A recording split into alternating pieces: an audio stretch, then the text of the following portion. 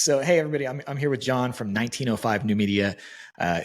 I'm specifically fascinated to talk to you because have you seen the show Succession? Yes. Okay, because your story, and I want you to tell me more about your business, but it's a family run it's a fourth generation family run company. You are now at the helm of that. And so when I was reading through your story and Ariel, my head of operations, was telling me about it, I was like, I wonder if it went down like him taking over the company, if it went down like Succession in the beginning, where it was like the dad, built this conglomerate, and then the son came in, and there's like all this friction and everything. First, just start and tell me about 1905 New Media, but I am curious how you Yeah. came to be the leader of the company. All right. So now, in its current state, 1905 New Media, we're an integrated marketing firm. Headquartered here in St. Louis, but with offices in Chicago as well. We as a company, and give the whole story, but currently, we have very many areas that we work in, but we do commercial printing, website and app development, PR, social media, SEO, paid search, pretty much the entire gambit we do in-house. The only thing we don't do in-house is video production. Okay, that's a lot of different things. It's a lot of it. Yes. But it started off as a traditional printing press, right? It started off as a newspaper. If you go all the way back, 1905 was the year so 1905 New Media, the name came from the year we were founded. So the company was originally founded in 1905. Wow. We were originally founded as a newspaper out in St. Charles County, Missouri. It's a suburb of St. Louis. We were the Banner News. We were the local daily newspaper, and that was a huge part of what we are for a long time. We were the local daily newspaper. I think at its height, it was like 50,000 subscribers at its height, and the newspaper was great in the 70s, early 70s, 1972, 3. The newspaper was sold off. So the newspaper was sold off to Sun Communications, Post-Dispatch. And but we retained ownership of the printing presses. They wanted the subscribers, not the printing operations. So we became at that time what they call printer's printer. So we printed everyone else's stuff. So we printed other newspapers. We printed other printers, items. And we realized we had all this capacity. And so grandfather took the business and turned it into a full-scale commercial printing. And then, rebranded it as Thompson Printing. So Banner News to Thompson Printing. And then that was what we were. We were a local commercial printing company in St. Louis. We were that for a very, very long time, up until, long time. Then fast forward until me. So my background is actually in web and software development. So when I moved back to take over the family business, I realized that we had all these printing clients. We had thousands of printing clients. And what I started doing is I started selling them websites. Right.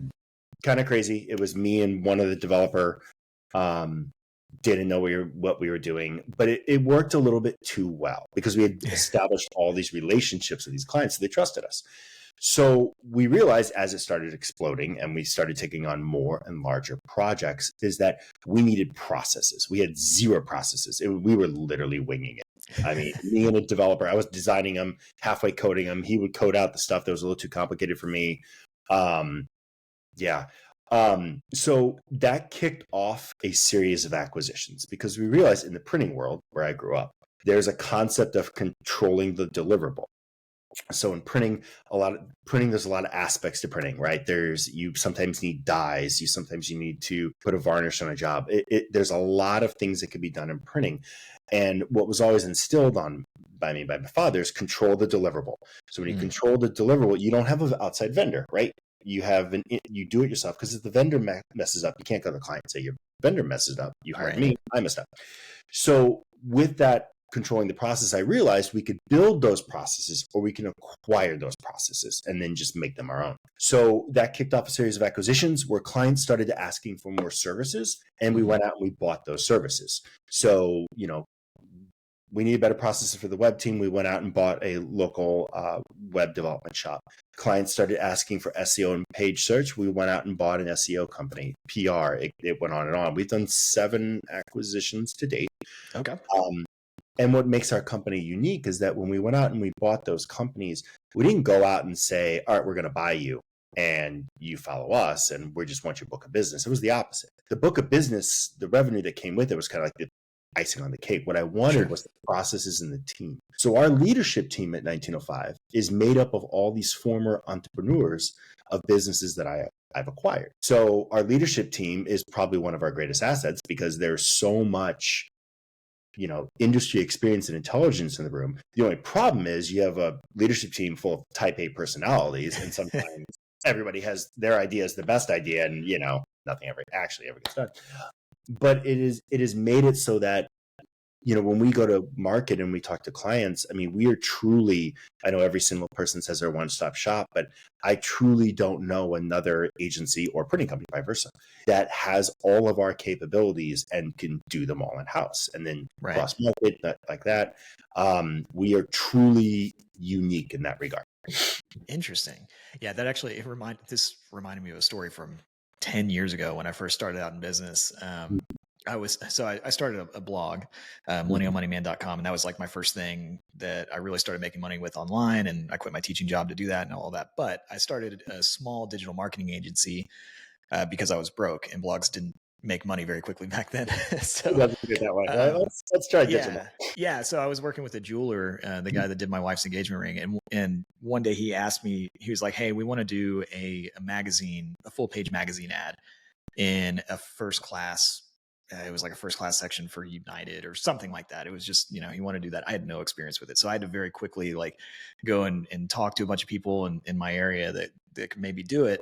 And we put together this ad for Patek Philippe watches, and it got printed and all of that stuff. And then when they saw the magazine, it was the Patek Philippe was spelled incorrectly. So it was like, and I'm sure what they did was like farm it out to somebody else really quickly or something. So I think it's great that you have that in-house. I do want to I want to get way into the acquisition stuff because I'm in the middle of completing our first acquisition. And I hope that this episode goes live after July 1st because that's the acquisition date. But there was something. Yeah. So there was something that you said, when I was kind of just researching and something I thought was very fascinating. You said that you knew that you wanted to run this business since you were 4 years old. And right before this, I put my 4-year-old son down for a nap, and he picked a booger so hard that he got a nosebleed. And so when I saw that you were 4 and you wanted to do this, how did you know when you were 4 years old that you wanted to run this company? My earliest memory, literally earliest memory, was going. So we were a family business, and at the time, the printing division was it was a small family printing company, and we grew up at the office. I mean, I was a kid who had an unlimited supply of paper, tape, cardboard, scissors, industrial paper cutters. Like the office, going to the print facility with my father was like the greatest thing in the world. And I grew up in this mindset of if I wanted to see my father, I went to work with him. Mm-hmm. And I spent some of my fondest memories of my life are in this building things and doing these things. And when I look back, when I say like my fondest memory is going to the office with my father. And that's where I was raised. I was raised in this office because it was a family business. So I watched my father lead it, watched him grow this business, and saw daily, because I was always there with him, how much work and time went into it. And so there was never any doubt what I wanted to do with my life. So everything I've done in my life has been geared towards running this company. So when it came time for you to run the company, was it just kind of an understood thing from everybody that you were going to take the mantle and run with it? Not necessarily. So in our family, I think one of the reasons why the company survived 120 years, literally, was that, it's passed from father to son during that time. And it wasn't a given that I would get the company. Like, a lot of generational businesses, the moment they're out of college, they're into the business, or out of school, they go immediately into the business and they're in charge, and, they know nothing. So what we've done literally every single generation is that I needed to go away after college. Dad was like, go somewhere else. Like, just like his dad did to him, get out of St. Louis, go work for someone else, move away, have that experience, and have a set, like a long time frame. And then when the time is right, there would be an offer. There would be okay, it's time to come home. If you want this, and to start learn and to take it. If not, I didn't have to take it. My father would have continued running it, probably sold it or at that time. But having that experience and going away and working for someone else and cutting my teeth and doing that is one of the reasons. And my father did the same thing. He moved to California for a long time, rehabbed houses, was a college professor. Like, it was such weird. My father was. His grandfather before them went to World War II, so that counts. You had that experience going away and doing something else and working for someone else and learning. Right. Is from the ground up. Yeah, and then you were able to take that and basically come back in and revolutionize the company and modernize it, right? Which is cool. I was very fortunate that the job I took, I moved to Chicago out of the blue, and I got very lucky that I got a job working for a gentleman who had same thing, had a generational company. And I don't know why he took a liking to me, but he did.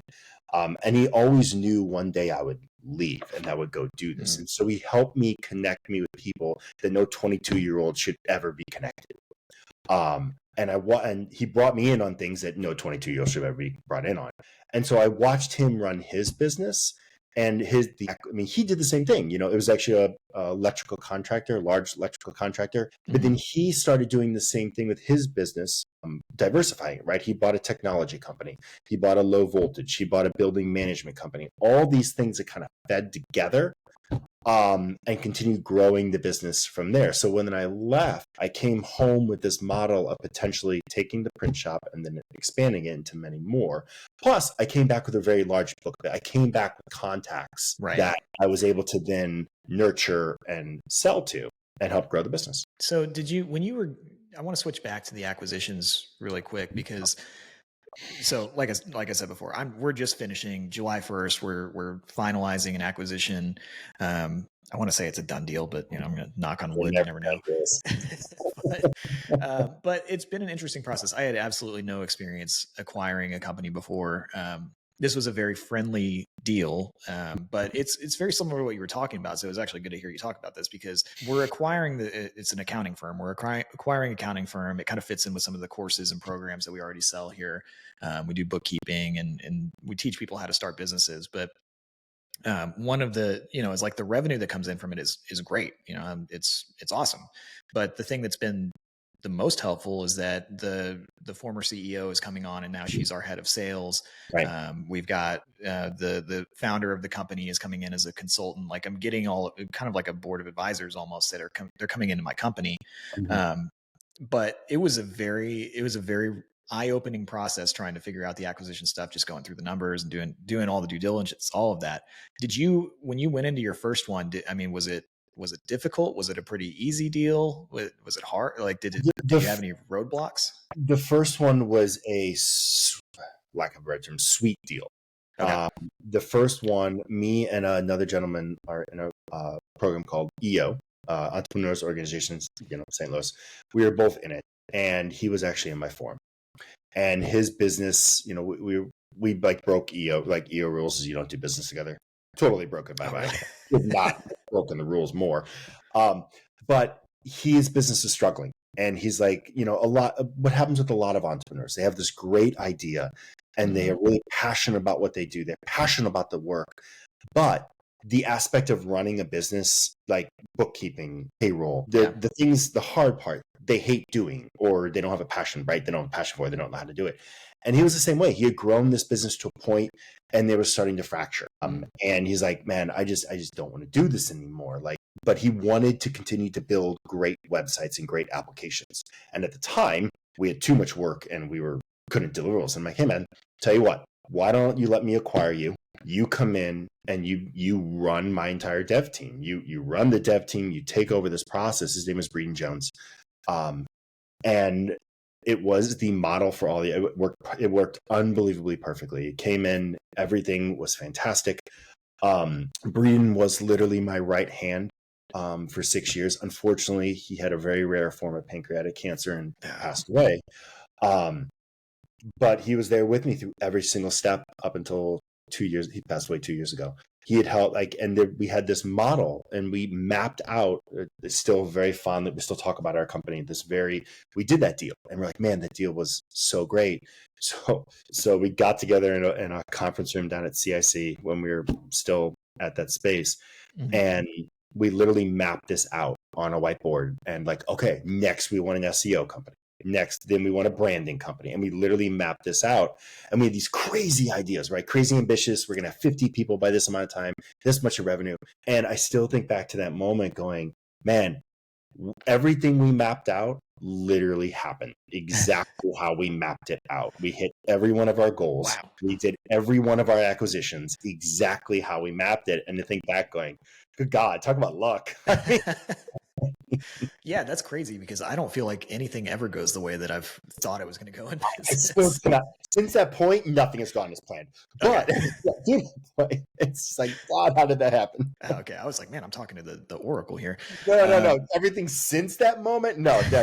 Once we got to everything we planned, and then we hit that moment, okay, what's next? Yeah, nothing has gone. Nothing. Nothing Yeah. Okay. Yeah. Okay. Good. That's good to know because there's a lot of days where I'm like we just had this major. We do a lot of affiliate marketing too, and we just had this. We renegotiated a deal with an affiliate program that we work with, and it was like, this is great. Like, this is a great deal for us moving into the future. And then literally 3 days later, we're looking through our Google ad data and the tracking's busted. Everything's broken, and it's just like, I feel like that's mostly what business has been for at least the last year and a half for me, where it's just like, we make great progress, but something's always messed up. So I'm sure for you, it's there's the same always thing. a problem to fix. There's always like, hey, every single time I feel like, man, things are going really great. Everything's lining up. Everything's kicking on all cylinders. And I'm like, gotta enjoy today because tomorrow there's going to be a crisis you have to deal with, and you're going to have the worst day ever. That is a good point because I have learned that, like, when things are really good, these days I try to just like enjoy the good appreciate days. it. I'm just like, wow, this is great, because there's been times in the business where I've been talking to the leadership team or something. I'm like, man, we can't lose. This is freaking awesome. And then they're always like, ooh, don't say that. Yeah, of course. you're putting that out there in the world. Always. And then literally in business, I've learned you either have, it's like real highs and real lows. Yes. To be the best day ever. And then tomorrow it's the worst thing ever. You're never going to survive. Yeah. Then the next day, it's the greatest day ever. And for my leadership team, it is so freaking exhausting. I really don't understand how people put up with me. And I don't either. Yeah. That's funny. So going back to the acquisitions, so you did the first one. You've done 6 more since then. Yes. Is that right? Yeah. So have they? And you said that, did they all go pretty smoothly? I mean, and also I'm curious where you figured out the need. You're like, okay, we want to provide this service, or we need this infrastructure. How did you find these businesses? What was that kind of, I don't know, courting process like? So we've gotten really good at it through time. We have a very distinct model that has worked, and so you asked, have they all been good? One did not go well at all. And it's because we deviated from our model. Like most of our models have been, when we go out, I usually source them. So I will source them. I will reach out and say, hey, this is just a conversation. I want to see if there's interest. We've had a lot of conversations. The last one we did, we had like 15, 20 conversations with people until we found the right fit. And most of them start off with, look, this is what we truly want. We don't want you to just sell us your business and then you to go away. If you don't come with the deal for a specific time frame, this deal won't work. Right. It won't happen because you manage the relationships, you have the processes. It takes time to transfer those things over into fully integrated team. And so every one of our deals, there's been a agreement where you kind of have to stay. Like we do the asset purchase agreement, and then we do employment. Like they're 2 completely separate entities, and they got to agree to both. What the bad deal was the polar opposite. Someone approached us and asked to be acquired, and we had 30 days to do due diligence. Wow. This person was staying on for 2 months and then they're off. It was a really good financial deal, and it seemed too good to be true, and it 1,000% was. And everything about that deal we salvaged it. It turned out good in the end. We learned from a knowledge standpoint, we learned exactly not what to do. Right. And we have held crew since that moment on how to do these deals. So yeah, 6 out of 7 That's pretty Pretty good. good. I mean, Well, I'll that's take pretty those good odds. odds. It's not bad odds. Yeah, that's pretty good. So how do you handle absorbing? I'm guessing do you keep the majority of the employees that are Mhm, already there and you kind of mhm. just meld them into your business? How do you handle the culture aspect of that, just kind of merging them into your own culture? It does take time. I mean, what one of the things that we've done with our acquisitions is usually we let we try to find those agencies that only do one or two things, right? They either only do SEO, they only do PR, they just do one or two things, and we say come in. Like usually we have one or two people in that area. We're like, come in, you're in charge. This is your division. This is your team. Inherit our team. We're going to move the people that are doing PR under you, and you're now going to be in charge of our team. But you're in charge. Like this Right. is your processes. You have a seat at the table. You get to dictate how we do things and how those things are delivered. Um, and all deals take time to integrate. They 100%. I mean, our last one was done September of Okay. last year. It's our Chicago office. We're still integrating it. Things are getting smoother and better, and every day it gets a little bit better. The teams are mixing. That was a bigger deal in terms of people because it was a branding agency, and we had multiple people in house that was doing design and branding, but we needed to Okay. level up our game. So they took on our entire staff, and they had their own entire staff. So that Oh, one's wow. gotten a little bit right, a little bit more it took a little bit longer to integrate. We're still doing it, but Yeah. there's Yeah. there's and that's when I like mentioned we had 15, 20 phone calls. Like culture is really, really important here. So we've passed on quite a few that just were not culture fits, right? We're like, nope. Like I know this may be a really good fit financially, this may be a really good fit for what we need, but culture's not there. So what are you looking for specifically with culture? People who see what we're doing, they see what we're doing, they see our business model, they understand what we're doing. We're building a generational company, right? Mhm. I mean, we want to hand this off to the fifth generation. We want to become a place. I say this all the time and I joke about it, but I know this is not possible. It's like when people come to work for 1905, I would like this to be their last job. Not Wow. possible. I know. Yeah. But it needs to be an inclusive place where they feel safe, where they feel heard, where they can feel like they're a part of something and help continue to grow it and help continue to grow the family, the family business, and really have the same values that we as a company have. And not everyone does. Right. And we have passed on some pretty good deals that were bad culture fits. Interesting. Okay.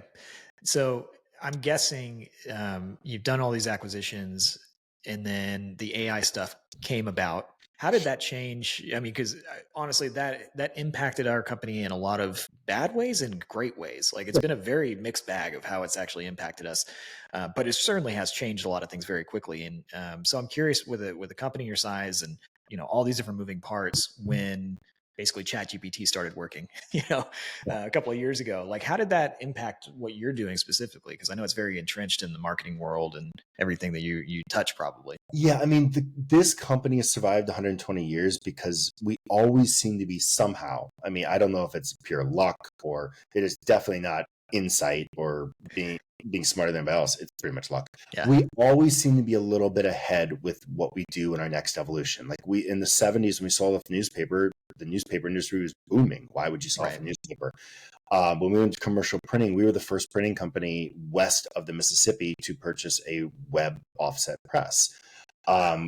In the early 2000s, we were one of the first printing companies to pivot to digital printing. I mean, when I moved back in 2011, took over the business, started changing the company, every other printing company around was like, what are you doing? Why are you not doubling down? I mean, Right. yeah. And now we, as a company, we're looking at AI as the next future. We are internally building a custom built um, AI platform called Kirk. And we just look at it as our next evolution for our clients so that we can do better work. And I don't know where we're going to be in 5 to 10 years. I mean, the company can completely pivot again. The thing is, the company has done it now so many Right. times. And we're able to kind of recognize when things are the future. Well, again, pure luck. When things are the future and when they aren't the future. I mean, the marketing industry as a whole is it's in decline, right? I mean, Yeah. agencies in the country are struggling. I mean, all these agencies exploded post COVID, right? Sure. 2001, 2002, 2003, the world went online. And so agencies exploded. And then AI comes around and agencies have been, they grew too quick, right? Right. The thing that 1905 can bring to the table is that we also have this very large commercial printing component. Commercial printing is booming right now. I mean, I have Really? never seen it. I've never seen it boom like it is right now. The print side of our business grew 141% last year. I still don't 100% know. I feel like I'm an expert in it. I should be an expert in it, but I have no clue why. The only thing, like, what I keep going back to is that we're in a printing is a very in-person thing. It's a very tactile thing. You Right. need brochures or trade show, direct mail. You're handing people stuff, and we're entering a world where everybody was COVID locked down, and now they're not. Trade shows are booming, right? I mean, like, that's where people, all these things, and so having a element to hand, not to mention, because we have this commercial printing side of our business and the digital marketing side, we're able to leverage both. We're able to take people's direct mail pieces, track them, retarget email campaigns, paid search, all these things that just other companies just can't do because they don't control the entire Right. Wow. So do you think, I mean, that is fascinating that the print side of the business is, I would not have guessed that, but I've always, I mean, as all of this AI stuff, because like I spend so much, I'm sure you do too. I spend a lot of my time just trying to figure out like, what is AI going to impact? Oh yeah. Like how much of it is hype? How much it like when they say all the jobs are going to be gone, or it's like how much of it is these massive companies going out and trying to get investment into their companies. And so they're painting this huge picture of what's going to happen, or do they know some stuff we just don't know yet? But I would imagine that the tactile things like what you're saying are going to become increasingly important. I think community probably is going to become increasingly important. But is that something that you're seeing? Like, are your existing customers outside of that, like maybe your SEO clients or whatever, like you've got this whole other section of the business, are they asking for AI, or are they saying, hey, we'd like to get into more physical products? Like what's the reaction from the customers? It's a little bit of both. I mean, like, we have for example, we have a chain of urgent cares in Southern Alabama that we do SEO and paid search for. Yeah. And they've never done direct mail before. And now they're expanding into direct mail. Like they ask, like, hey, let's try this. It's part of our marketing mix that we can try all these things and see what works. I think, with the AI element of it, we look at our new AI platform as a next evolution and a way that we can continually deliver for our clients. Our new platform, Kirk, allows us to take in all of our client data. So for all these different sources, Google Analytics, social, even TV ratings, bring it all together into this platform, and then using AI, being able to analyze that data in real time, and not just like me looking at the data going, oh, I think it's this.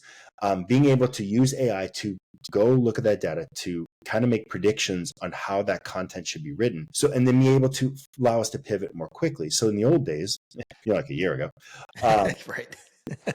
you would write a Google ad and you toss it up for a couple of weeks and see what the outcome was. And you'd Right. have to analyze it, and 2 weeks later you change it. We don't have to wait those 2 weeks anymore. We can toss up an ad and get real-time data immediately, and then pivot that. Our strategists can then pivot that ad right away. Like, we'll know within a couple of days if this ad is working or not, and being able to quickly pivot. By using this new platform that we're building, it makes our, it's an extension of our strategists. See, if we have all these strategists that have 15, 20 years marketing experience, they have the background, and then they take that data with our clients, and then they're able to make intelligent decisions based on what the data and AI is telling them, and quickly pivot. Interesting. So are there any optimizations that you're trying to make throughout your actual company with AI? Are you trying to implement it to create more efficiency or anything like that? Or is it just on the customer side? No, I mean, we have an entire AI team internally. Really? The entire people's jobs are AI. We have workflows, obviously, like we have all of our workflows, starting to automate them one by one. We're even automating workflows for clients. Like, a lot of our clients are like, oh, you can do this, do all this. It is really, it's made we're able to keep our head count where we want it to be, but continue to grow the revenue and be able to do more with less people. That's my goal. Like with this accounting firm that we've acquired, it's like, I mean, we want to add a lot of clients, but I mean, accountants can only handle so many clients. And so the goal that we're trying to figure out is like, how can we increase efficiencies to where an accountant can handle 100 clients by themselves instead of far less than that? And so I don't know how we're going to figure that out yet. So, but that's kind of the goal. I mean, how did you start with this AI task force or team inside of the company? Was it something that started small and you grew it larger, or was it like, we got to do this now?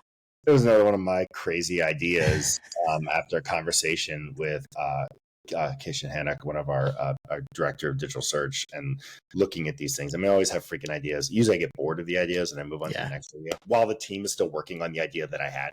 Right. Drives them nuts. But it kind of evolved from conversations and realizing we had all these tools that other people didn't have. It actually, to be honest with you, it evolved from one of our clients. We have a very large client here in St. Louis that we do a lot of direct mail from. And they started asking the question, can you track direct mail? Can you tell us the moment a direct mail piece hits someone's mailbox? Because with postage and all that, you mail a letter, you have no clue when it's normally going to arrive, right? And we were like, all right, well, I don't know, let's figure it out. So we figured it out. We found a way through UTMs to be able to track a direct mail piece and know the moment it hits within a couple hours, the moment it is in your mailbox. And then we use that to then retarget. So that direct mail piece then hit your mailbox, and they're like, okay, we know that's in there. So now tomorrow morning, you're going to get an email from this client and you're going to start seeing ads. And if you engage in this direct mail piece in any way, we're going to then hit you again with another direct mail piece. And then we started doing all these things and realized, oh my God, this is so complicated to track. And we're like, wouldn't it be a great way if we can put all this data together in one thing and being able to track it and do it automatically for us? And we're like, oh, hey, here's an idea. Let's build a platform. Yeah, that's the dream, really, because I've always wondered about that. I have friends that I have a lot of online marketer friends, and they always talk about direct mail, but it's always that scary feeling of like, well, we're going to spend all this money on this and we have no idea if it's going to actually work out. So that's amazing that you're able to figure out when it hits the mailbox. And can you say how you do that? There is a additional tracking code that goes on the end that allows us to, so when the post office scans, post office is digital. So when they scan the process, kind of like UPS, when you know something's out for delivery and stuff like that. Now that the post office scans, everybody thinks this post office is an antiquated thing. In some ways it is. In other words, it's not. And we now know, okay, that postal carrier is out on his route because he just scanned it. So each route is a segment, right? There's segments of routes. So we know, okay, well, it's going to be in the mailbox for the next hour or two. Wow. Mm-hmm. I did not know that was possible, but that's freaking awesome. So you've talked a couple of times about like, I come up with all these ideas. It drives the team nuts. What does your day-to-day look like these days? I mean, are you just coming up with ideas and they just do it, or are you doing, a lot of sales? I mean, obviously you're doing this podcast, so you're getting out there, but what does your day-to-day look like? It's not as bad. Like it used to be where I would do everything and do the work. It is, as the company has grown, I have a really strong leadership team. I have a really strong right hand. Her name's Lindy Schaefer. She really is that person. She's the polar opposite of me, thank God. That's good. Kind of in that. I mean, she has the same, we're both emotional people. She's emotional, but she's more pragmatic in what we're doing. And she's usually like, well, John, that's a really good idea. Let's try that in a month. Right. It really annoys me sometimes. She knows it drives me nuts too. It drives me all the time in my company. You're like, what now? You're not getting this. Yeah. But she really oversees a lot of the day-to-day, not to mention we have a really, really strong leadership team that runs their own divisions and own team, and they all come together and work together. I get to do the fun stuff. I get to think big picture. I get to go out and network and meet people and talk to people. I'm a relationships guy. I love relationships. I love doing things in person. If I'm out doing things, I'm happy. I'm an EO. I sit on like 3 different boards, way too many boards. I get to do those things and develop those relationships. So because I'm out there doing those things, like it also helps sales, right? I mean, organically, our sales are through the acquisitions, but also organically through those connections, our sales have greatly increased. I mean, we were on the Inc. 5000 list last year. I saw that. Congrats, very impressive. Thank you. I mean, we the regional one just came out, and like I still don't understand. I mean, this is according to Inc. But we were the fastest growing privately held company in St. Louis. And still, like, are we the only one that applied for it? I mean, was there nobody else on the list this year? Was it one? Hey, that's okay. Even if there weren't, that's okay. our growth has been fantastic, and we're bucking the trend, right? The most industries, most agencies aren't growing, or they're growing slowing, or they're slowly laying people off and stuff like that. So it is great being the opposite, but also realizing we could be that. So we have to constantly innovate and do the next thing to keep us ahead.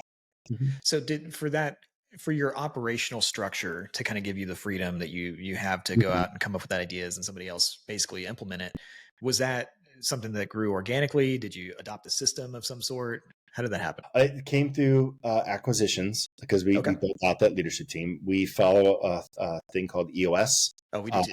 Yep. Okay. That has helped. That really helped. Because before we did EOS, we read the book Traction, right? Yeah. And there was this epiphany moment when we read it, especially for Lindy. We read this book and we're like, oh my God, it's us. We're not crazy. We're not broken. We're not crisis. We're like every other freaking business owner who got to a certain scale and realized things need to change because we're at this size now. Right. And so it really helped us focus. Drives me nuts because it doesn't allow me to do things as fast as I want to do things. I have to follow the rules and say, we're only doing this quarter. I'm like, but I don't want to. That was I was bored of that already. I want the next. I'm bored now. But it has helped. It has helped control me. Sure. And my ideas, and it helps us stay on our agenda and on the mission. Yeah. Mission. Right? Yeah. So are you like EOS purists? Do you do the L10s? You do the whole thing, or you we do the whole things, but with our version of it. I mean, most people put a little spin on. Yeah. You try to stick to it. Usually our executive leadership team meetings, trying to not dive into a discussion on every point that's brought up is we fail at that every single time. Next thing you know, we're 20 minutes in going, this probably should have been something we IDS'd instead of sitting here and talking about it. And now we're like, oh, great. We had a 2-hour meeting and we're 30 minutes from being done, and we literally haven't got a single thing done yet. Right. So it's our personalities, and yeah. It's so everything that you said was so relatable. We adopted EOS probably 2 years ago, and it was probably because I was doing the exact same thing you just talked about, where I was like, we've got to do this thing and we got to go do this thing, and everybody's moving too slow. I want us to move faster. And it wasn't sustainable. And so we did EOS, but it is so frustrating sometimes from my seat, because I'm just like, God, can we just move a little bit faster on stuff? Or do, because I'll do the same thing. I'll bring up to Ariel, who's our integrator, head of operations. I'll be like, I think that we need to do this thing. And she's like, that sounds good, but we're going to do that next quarter, or we're going to do that 2 quarters from now. And I'm like, God, and even like the L10 meetings, I'm sitting there and they start on time and end on time and all that stuff. But I like to joke around a little bit. I like to have a little bit of fun. This is a stressful job. And it's always just like, nope, we got to stick to the mission. I'm like, geez, okay, I'm doing this and this better work out. So it's good to hear your success story with it, because that's good. We're on the right path with the EOS, I think. We've modified it to fit us a little bit, because, we are very unique, because we are, everybody goes into EOS and they say, oh, I'm unique. And then you bring an integrator, and these integrators are like, no, you're not unique. And but we are, because we have literally a manufacturing facility, and we're service based. We have 2 literally different sides of our business. And there are things that change, right? Manufacturing production is very much one side of our facility. One side of our business, they have this big print facility. You have to be there, right? You can't do printing remote. And then we have this whole other side of the business that we have, hybrid staff. We have offices if they want to come into, but they can also work from home. Printing is you have deliverables, you have due dates, you have to produce. And, launching a brand new app or a website, you have more flow, you have more time, you be able to work on things and try things. But it's very, bringing the 2 sides of the business together is a challenge sometimes. Sure. Yeah, I can imagine. Do you, when you've gone out for these acquisitions, are you specifically searching for EOS companies? No, it's not even, honestly, it's not even, I don't think we've acquired a single company that had EOS. Okay. So you basically implement, I'm guessing you implement it in those companies as soon as you bring them in. Yeah. Has that been pretty? One had played with it, I think, and then had abandoned it, or was thinking about it, knew about it. But I think can't think of any that had it. Okay. Has that been a pretty smooth process, actually implementing the EOS Oh into God, the no. company? Oh God, Okay. no. I was hoping you'd just say yes. Oh God, no. Like you usually have to get them to read the book first because the book Right. really traction really does. Like the first 5 or 10 pages is literally like, oh, that was our problem. Like Right. it Yeah. really does. It's a well-written book by outlining here's every single problem you've discussed for the past 5 years in the first 10 pages. And you're like, oh yeah, it is. And now here's the solution to it. Okay. So it Yeah. hasn't been smooth. That's good to know. So I'm curious for you. So you're already planning on passing this company down Mhm. to the next generation. So Hope. what does your exit plan look like? How do you see yourself kind of going for the next however many years you want to go? I mean, traditionally in our family, my father still works in the print plant. I mean, it's really how Really? yeah. Wow. He's 74 and I don't think he would know how to do anything else. Like it's ingrained in him. There's no retirement. Like if he didn't work, I don't know what he likes playing golf like every once in a while. But Yeah. the company becomes everything to us. I don't want to be that. I have a really strong leadership team. There's other things I want to build. There's other things I want to do. I'm part of EO, and right now on EO, I'm on the board, and my board role is accelerator. So it's companies under $1 million in revenue, and you kind of mentor them and you kind of grow them, and you get them over that $1 million mark, and then they move into EO. Okay. And it's one of the things I've always been a passion for is mentoring and helping building other things Mhm. and not giving advice because it actually goes against the rules, but helping them see how if you do certain things, things will happen. And so I'm like kind of testing it. I'm Right. taking on this role and say, do you really like mentoring 30 businesses and dealing with the problems and helping them? Because it would be nice in a certain amount of time to let Lindy potentially run the day to day and assume that role and run the entire company, and let me go do something else. I always own the company, like it's a family business, Right.